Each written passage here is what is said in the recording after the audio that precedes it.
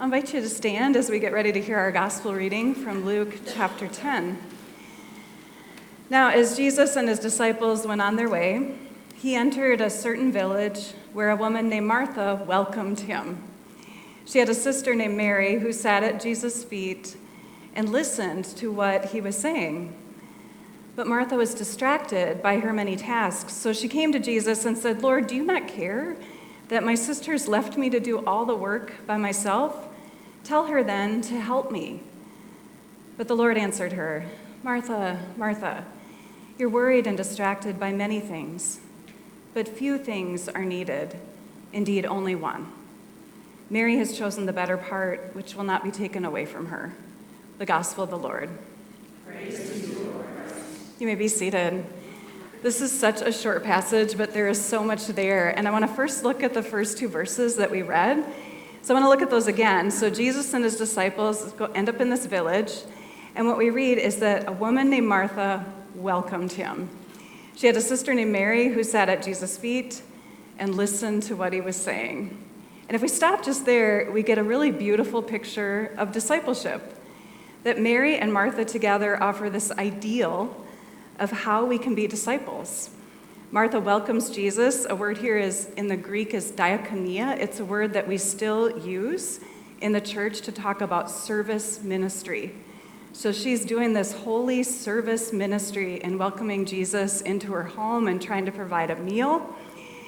And then Mary sits at the feet of Jesus.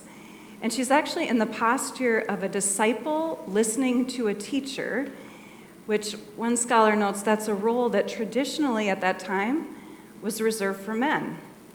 And yet she listens attentively, maybe even better than Jesus' other disciples, because what we hear throughout the Gospels is they keep messing up their discipleship, they don't quite get it. And here's Mary, sitting like a disciple at the feet of her teacher, Jesus, listening attentively to him, something that we all maybe aren't as good at doing today. Maybe it's something we could learn. So I feel like if we could only be like Mary and Martha in these first two verses, that'd be awesome. Like living out holy hospitality and being like Mary, attentively listening to Jesus with all the other noise we have coming at us. That's what we see in this opening scene. But like anything that involves people, that quickly deteriorates. What we hear is that Martha is distracted by her many tasks. And the scholar notes that the word distracted has this sense of being pulled or dragged in different directions. So Martha's pulled or dragged in different directions. Can anybody here relate to that feeling? Yeah, I think there's times when we feel pulled or dragged in different directions, so much so we maybe can lose sight of what we were doing and why we were doing it in the first place, or we can lose sight of what really matters. So Martha is trying to live out this biblical virtue of hospitality, but she gets pulled in so many directions trying to do it just right. And yet, I think there's more here that's pulling at Martha than just the responsibilities of having a guest in her home.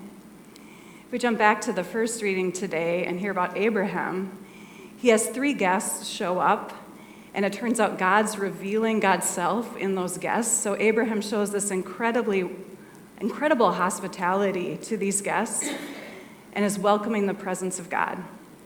So Abraham does this holy hospitality and kind of kicks it into high gear. He goes to his wife Sarah and says, "Would you make fresh bread?" So he tells her to make fresh bread for the guests. Then he goes to his servant and they do fresh meat for the guests.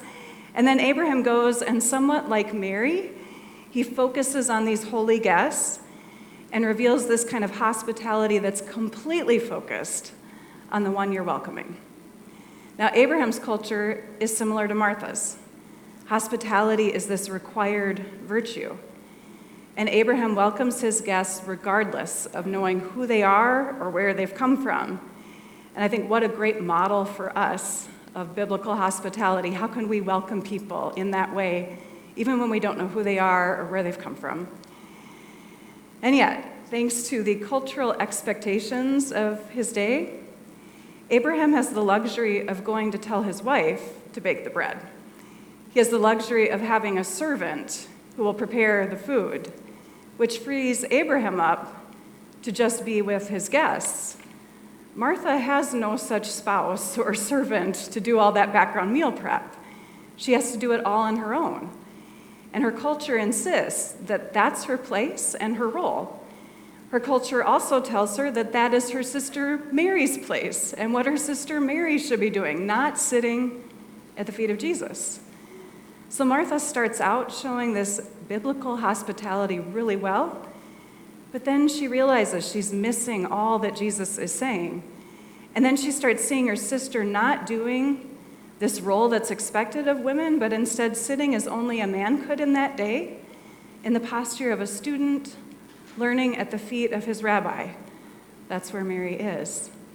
And so Martha ends up getting all these expectations and perceptions that her culture's given her, and she starts to miss the point of having Jesus there in the first place.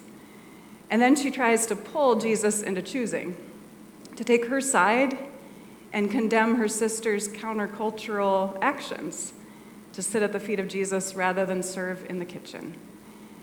And so Jesus offers her this different invitation. He invites Martha to see the one thing that's needed, to understand the better part, to be freed from the expectations her culture put on her, be freed from what she's putting on herself, and instead see that she too has a place by Jesus, a place that was previously only open to some people. Jesus affirms that space for Mary, and that it could be for Martha as well. And maybe that place at the feet of Jesus is a place that's open for all people. I think we get that we live in a world that is constantly trying to shape us and how we see the world and how we look at ourselves and how we perceive other people. And so often what's told to us or the assumptions we have just aren't accurate. Or we end up getting pulled in a lot of different directions rather than being shaped by Jesus Christ.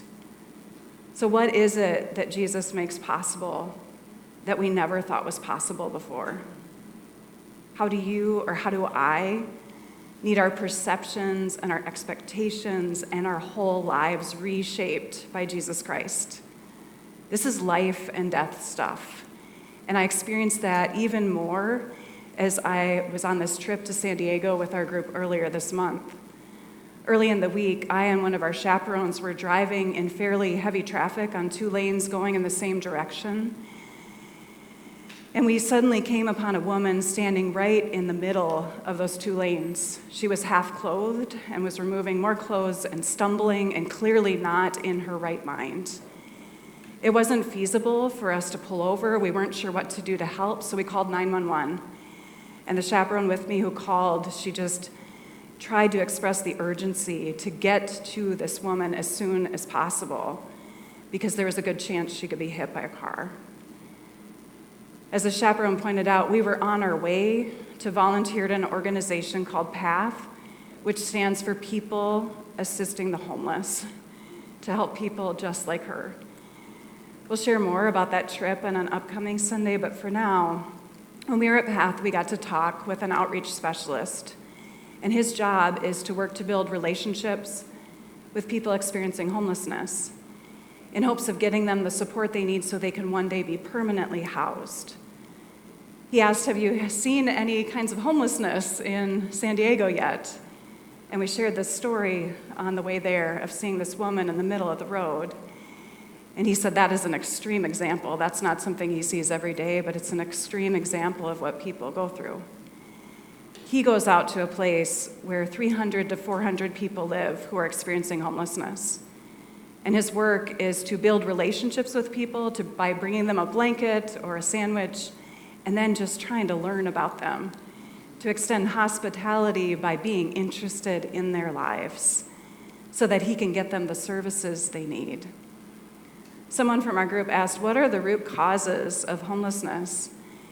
And he shared, according to him, some of them are things like addiction or a lack of a mental health diagnosis so that people then self-medicate, and those kinds of things can go together.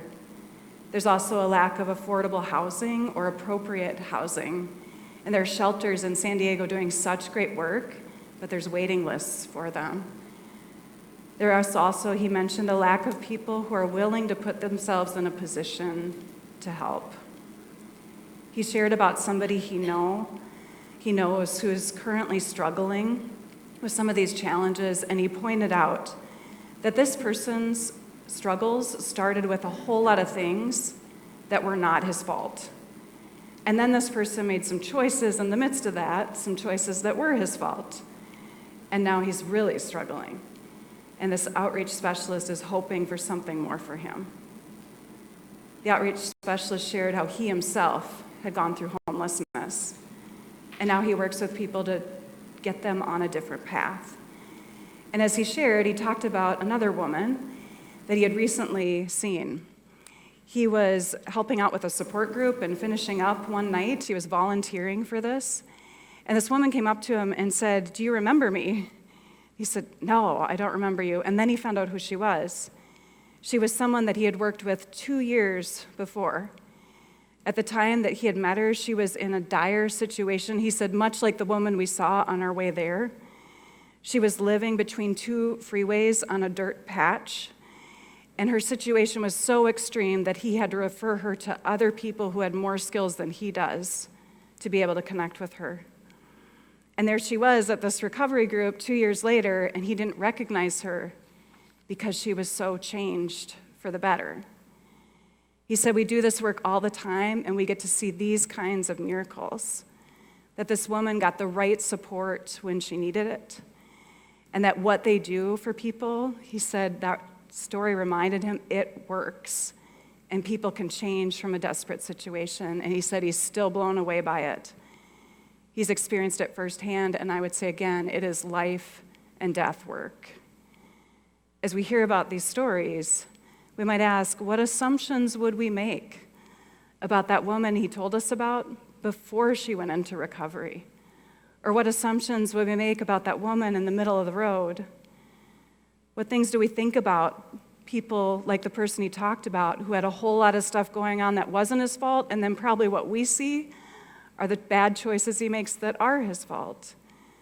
What kinds of things do people say about people in those situations, or what labels do we give them? What kinds of things out there try to convince us that some people have less value than others?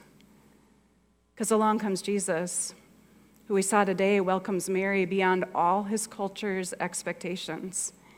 He welcomes Mary and gives her a place that previously wasn't a place for someone like her. Here's our Jesus, whom I suspect would welcome all the people that we label or about whom we make assumptions, so that all of them could be welcomed and have a place at the feet of Jesus too. How do we live out that kind of listening for Jesus? How do we live out that kind of hospitality? We read today that Jesus promises Martha that few things are needed, indeed just one. That one thing is Jesus himself, who has entered our story, our world story, who's experienced the worst of what this world can do to someone. He was pushed to the margins like many of the people we encountered in San Diego. He was wrongly killed, and then God resurrects him, brings life where the world had condemned him to death. A promise that how things are not how they have to be. As Mary discovered, and we hope Martha discovered too, there is a possibility of something different. Hope for a future for us that is not shaped by worries and distractions and what our world tells us has value, but a future shaped by that one thing, by Jesus Christ himself. We get to be claimed by Jesus and shaped by this same crucified and resurrected Lord, so that we can see ourselves and discover in others what God sees. People who are claimed and loved by God and given a place at the feet of Jesus together. Might that message be how we live our lives with the people around us each and every day. Amen.